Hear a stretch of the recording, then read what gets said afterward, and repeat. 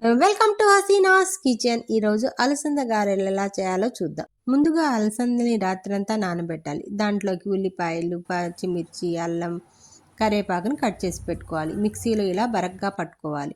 ఇలా బరగ్గానే పట్టుకోవాలండి. కొంచెం ఉప్పు వేసేసి మనం ఇందాక ముక్కలుగా చేసి పెట్టుకున్న వాటన్నిటిని వేసి చక్కగా కలుపుకొని ఒక డోలాగా తయారు చేసుకోవాలి. జీలకర్ర టేస్ట్ ఇష్టపడే వాళ్ళు జీలకర్ర వేసుకోవచ్చండి. నూనె కాగపెట్టేసి ఇలా డోని ఇలా చేసుకొని మన ఇష్టం వచ్చిన షేప్లో చేసుకొని ఇలా వేసేసి నూనెలో చక్కగా దూరగా వేయించాలి.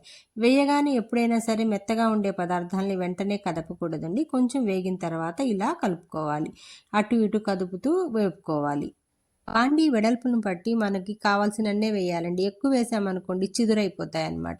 ఇలా వేసుకొని ఇలా చక్కగా స్లోలోనే వేపుకోవాలి. ఇలా క్రంచీగా వచ్చేటట్లు వేపుకోవాలన్నమాట. లోపలంతా పచ్చిగా ఉండకుండా ఉండాలి అంటే ముందు మనం ఏం చేయాలంటే స్లోలో వేపుకోవాలి. ఇలా వచ్చేస్తే ready to eat. Thank you for watching.